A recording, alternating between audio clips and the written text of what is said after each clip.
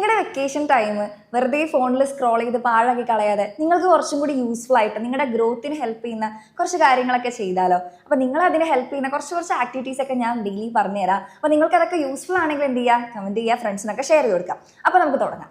അപ്പോൾ നിങ്ങളിപ്പോൾ ഇത്രയും ദിവസം ഓണം എക്സാം ഒക്കെ ആയതുകൊണ്ട് വളരെ നേരത്തേക്ക് ബൂസ്റ്റർ ലൈവ് ഒക്കെ കാണാൻ വേണ്ടിയിട്ടൊക്കെ ആണെങ്കിലും നിങ്ങൾ ഒരുപാട് നേരത്തേക്ക് എഴുന്നേറ്റ് പഠിച്ച ആൾക്കാരൊക്കെ അല്ലേ. അതുകൊണ്ട് ഇനി ഡെയിലി നേരത്തെ എണീക്കണം എന്നൊന്നും ഞാൻ പറയില്ല.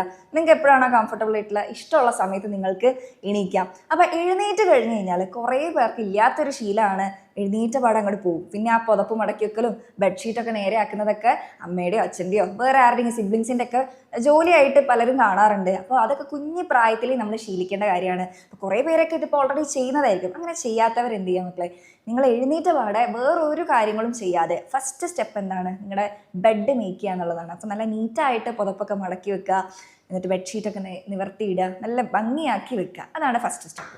പിന്നെ ധാരാളം വെള്ളം കുടിക്കുക. എഴുന്നേറ്റ് കഴിഞ്ഞ് കഴിഞ്ഞാൽ നല്ലോണം വെള്ളം കുടിക്കുക.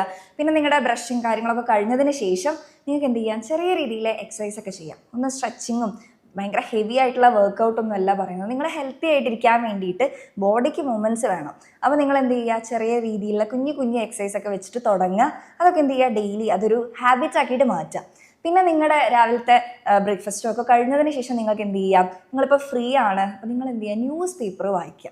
ഓക്കെ, ഇതുവരെ വായിക്കാത്ത ആളുകളാണെങ്കിൽ ആ ഒരു ശീലം സ്റ്റാർട്ട് ചെയ്യുക. അത് നിർബന്ധമായിട്ട് നിങ്ങൾ ശീലിക്കേണ്ട ഒരു കാര്യമാണ്. നമ്മുടെ സമൂഹത്തിൽ നടക്കുന്ന കാര്യങ്ങളെക്കുറിച്ച് നമ്മൾ അവെയർ ആയിരിക്കണം. നമുക്ക് അതിനെക്കുറിച്ചുള്ള ബോധം വേണം. അപ്പോൾ ആ അറിവുകൾ നമ്മൾ ഓരോ കാര്യങ്ങളൊക്കെ അറിയുന്നത് ന്യൂസ് പേപ്പറിലൂടെയാണ്. അപ്പോൾ ആ കാര്യങ്ങളൊക്കെ നിങ്ങൾ അപ്ഡേറ്റഡ് ആയിട്ടിരിക്കാൻ വേണ്ടിയിട്ട് ന്യൂസ് പേപ്പർ ഡെയിലി വായിക്കുക. അപ്പോൾ ആ ശീലം ഇതുവരെ ഇല്ലാത്തവർക്ക് തുടങ്ങാൻ പറ്റിയൊരു ചാൻസാണ്. ഇപ്പം നിങ്ങൾക്ക് ഫ്രീ ടൈമാണ്.